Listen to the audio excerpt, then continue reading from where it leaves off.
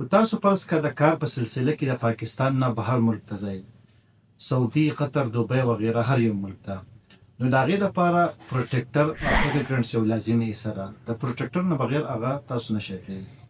په دې ویډیو کې به زه تاسو ته وایم چې پروټیکټر څه شی دی، په پاکستان کې دا په کم ځای کې کیږي، او نوې آنلاین ای پروټیکټر سیسټم دا څه شی دی، هغه هم په ساده الفاظو کې. نو تاسو زما په چینل باندې نوي یعنې پولیس کلیرنس سرټیفیکیټ ډومیسایل د اسلحې لایسنس ته آنلاین اپلای څنګه کیږي، داسې قسمه انفارمیټیو ویډیو زما په چینل موجود دي، هغه هم تاسو کتلی شئ.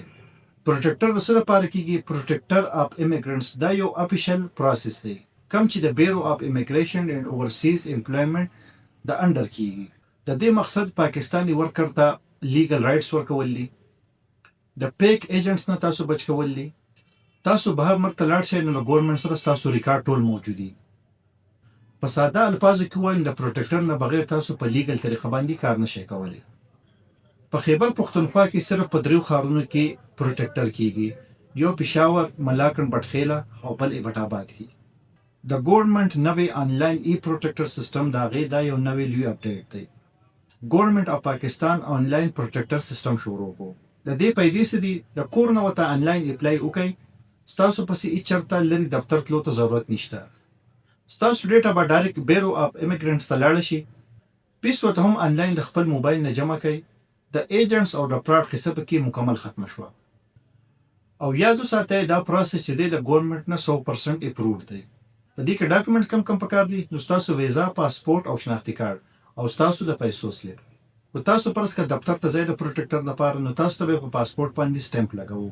خو تاسو آنلاین اپلای وکړه نو په هغې کې به تاسو ته یو سرټیفیکیټ میلاویږي کوم چې آنلاین تاسو ته راځي، د هغې نه به پرنټ اخلئ. دا دواړه طریقې چې دی نو هغه په ایرپورټ کې قابل قبول دي.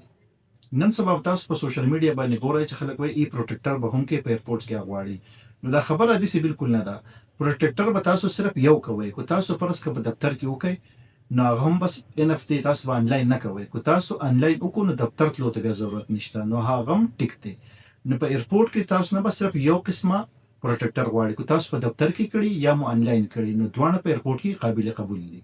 او په آخر کې کو تاسو وایئ چې ای پروټیکټر ته اپلای څنګه کیږي، نو کمنټس وکړئ چې په هغې باندې یو ویډیو جوړه کړم. د داسې قسمه ویریفایډ انفارمیشن لپاره چینل سبسکرایب کړئ او د ملګرو سره یې شیر کړئ. ډېره مهرباني.